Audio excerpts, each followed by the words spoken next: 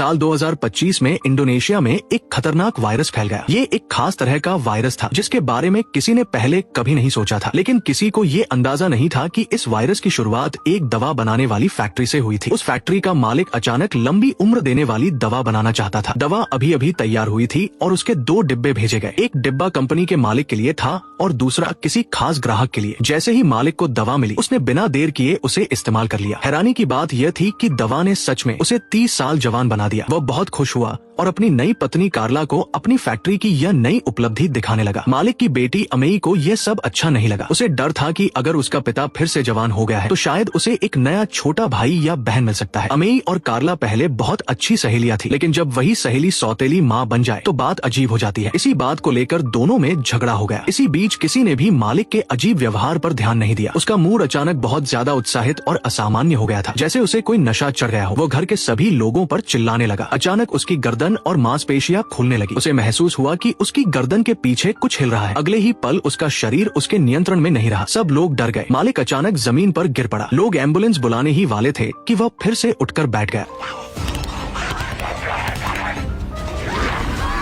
फिर अचानक उसने घर के नौकर को काट लिया। वो पागल जैसा हो गया था। जहाँ से भी आवाज आती वो वही दौड़ पड़ता। उसने ड्राइवर पर भी हमला कर दिया। अमेई के भाई ने उसे रोकने की कोशिश की, लेकिन मालिक की हालत बहुत डरावनी हो चुकी थी। उसने अमेई को जोर से धक्का दे दिया। अब वह किसी को पहचान भी नहीं पा रहा था। कार्ला और अमेई उसे काबू में नहीं कर पा रही थी। आखिरकार अमेई के भाई को मजबूरी में खुद फैसला लेना पड़ा। उसने अपने ही पिता को मार दिया। सब लोग सदमे और दुख में थे, लेकिन अभी तक किसी को इस घटना की असली गंभीरता का एहसास नहीं हुआ था। ड्राइवर घर जाकर नहाने की तैयारी कर रहा था। अमेई के पति ने उससे कहा कि वह इस घटना के बारे में किसी को कुछ न बताए, लेकिन ड्राइवर को लग रहा था कि वो खुद भी पूरी तरह होश में नहीं है। जब ड्राइवर कार लेकर चला गया तब अमेई अपने दुखी भाई को संभाल रही थी। कारा और अमेई का पति घर पर रुककर आगे क्या करना है इस बारे में बात कर रहे थे। जिस नौकर को मालिक ने काटा था वो अब मर चुका था। तभी अमेई अचानक खड़ी हुई। उसकी आंखें पूरी सफेद हो गई थी। वो भी मालिक की तरह पागल हो चुकी थी। हालात पूरी तरह से काबू से बाहर हो गए थे। जब तक अमेई और उसके भाई को समझ आया कि क्या हो रहा है तब तक बहुत देर हो चुकी थी। अमेई ने देखा कि घर की आया नैनी बाहर भागकर लोगों को काटने की कोशिश कर रही है। वो डर के मारे कांपने लगी। अच्छी बात यह रही कि उसके बड़े भाई ने समय रहते नैनी को जोर से मारा और उसे 2 हिस्सों में तोड़ दिया। इसी वजह से अमेई खतरे में आ गई। लेकिन हैरानी की बात यह थी कि नैनी फिर भी नहीं मरी। वो लगातार तड़पती रही जैसे उसे कोई दर्द ही न हो रहा हो। उसी समय कारा और अमेई का पति भी घर से बाहर भाग आए। जब अमेई किसी को ढूंढने के लिए घर लौटी तो उसे पता चला कि उसके पति का बेटा और कारा दोनों गायब है। वो बहुत घबरा गई और उन्हें ढूंढने के लिए बाहर निकल पड़ी। उसे नहीं पता था कि वे बाहर कहाँ है। उधर ड्राइवर रास्ते में ही बेहोश हो गया। उसने कार सीधे भीड़ में घुसा दी, फिर दूसरी गाड़ी से टकराकर जाकर रुका। मौके पर मौजूद लोग उसकी मदद के लिए आगे बढ़े, लेकिन संक्रमित लोग खास तौर पर सामान्य इंसानों को काट रहे थे और जिसे भी काटा जाता वो जल्दी ही संक्रमित हो जाता। रास्ते में कारा और अमेई के पति का सामना एक ज़ॉम्बी से हुआ। ज़ॉम्बी ने कारा के टखने को पकड़ लिया और वो लगभग काटने ही वाला था। मुश्किल घड़ी में कारा ने पास पड़ा एक औजार उठाया और पूरी ताकत से उसके कंधे पर मार दिया। इससे ज़ॉम्बी ने उसे छोड़ दिया। इसी बीच आसमान में जोरदार गरज हुई। आवाज सुनकर ज़ॉम्बी का ध्यान भटक गया। वो आसमान की तरफ देखने लगा जैसे आवाज का स्रोत ढूंढ रहा हो। इस मौके का फायदा उठाकर कारा